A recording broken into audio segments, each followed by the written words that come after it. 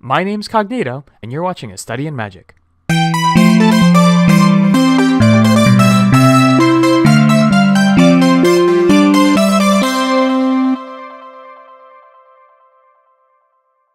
When you watch the opening credits of My Little Pony: Friendship is Magic, the second piece of magic that you see isn't from a unicorn, it's from Spike. Spike sends letters to Princess Celestia through most of the first 2 seasons of the show. Although the main 6 Cutie Mark Crusaders and even Spike himself write the letters, only Spike is ever shown sending them. He is also the only one who can receive letters from Princess Celestia. So, what is it, and is it really magic? Let's look at the whole sending process. First the scroll is written, and then Spike breathes on it. The scroll turns into dust and flies out the window, presumably riding the wind to Princess Celestia. Next, Celestia receives the letter. The dust gathers and the scroll materializes in front of her, allowing her to read it. She typically receives them in her reading room, although it appears in her throne room in the opening credits. Then Celestia writes a response.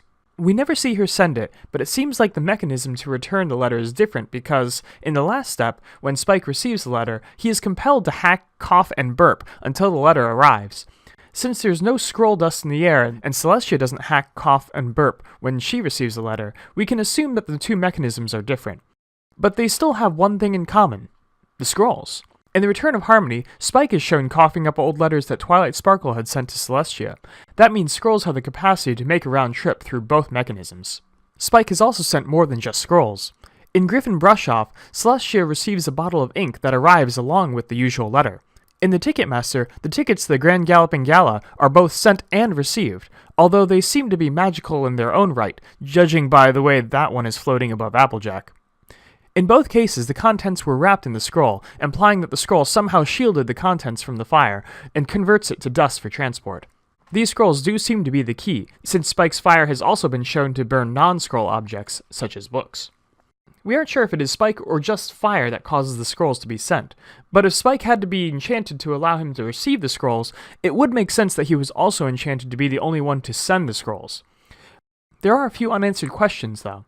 First, we have no idea why Spike was chosen to be the receiver of scrolls. Celestia seems to be able to receive them just fine without an assistant. Why isn't that true for Twilight Sparkle? Second, we never see how Celestia sends her letters. If they flew through the air like Spike's, I'd have said it was her pet, Philomena, that burned them. But since they appear inside of Spike, we really have no idea. Maybe Philomena eats them? Lastly, we don't know how the scrolls are enchanted, if at all. It would be more secure if Twilight had to enchant them first, so Celestia knew that it was from Twilight, but we've never actually seen it. For all we know, the parchment is made from a special material that turns to dust when it gets hit with green flame. Anyway, I conclude that Spike was enchanted to send and receive scrolls from Celestia. These scrolls were either prepared in advance, or made from a special material that protects it and its contents, allowing them to be transported by firewind and, a magical digestive tract. My name's Cogneato, and thank you for watching.